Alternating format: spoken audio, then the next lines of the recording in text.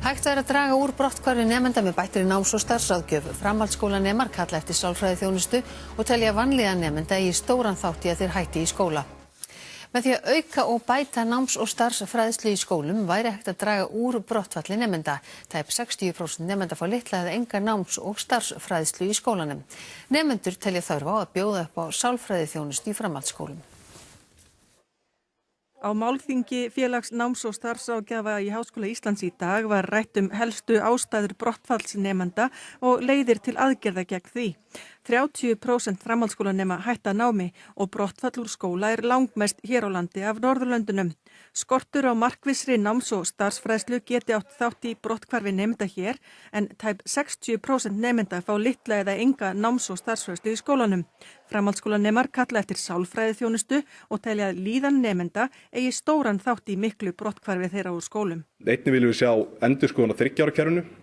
Við teljum að félagsleg einangrun hefur aukist mikið með tilkomu kerfisins og fólk sundrar svolítið frá hópunum og það er rosa mikið álag á nemendur sem veldur aukna ákall á sálfræðiþjónustu. Á fundinum var kallað eftir formlegu samstarfi skóla og atvinnulífs. Þar megi læra af nágrannaþjóðum. Í Noregi náms- og starfsfræðsla skyldu námsgrein á unglingastigi sem fer aðallega fram í vettvangsnámi. Það sem við sjáum að hefur gefist best, það eru nemendur sem fá að reyna sig út í atvinnulífinu á markvissan hátt, ekki bara með því að fara í heimsókn og prófa eitthvað spennandi, heldur að tengja þetta við nám og hæfniviðmið í námskránni. Og markmið með þessari námsgrein að nemendur læri sjálfa sig og hugsi hvað þau vilja gera við líf sitt, hvað þau langar að vinna við, hvað þau langar að læra og svo framvegis. Þetta fjallar ekki það að eigi að flýta sér að því að taka ákvörðun nám eða störf, heldur að læra nám og störf, sjálf sig, möguleikana í menntakerfinu.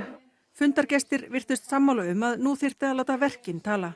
Bara byrja og reyna að fá sem flesta í samstarf. Það eins og fólk kunni mikið að tala og ræða hlutina en það vantar eitthvað að fara í framkvæmdir.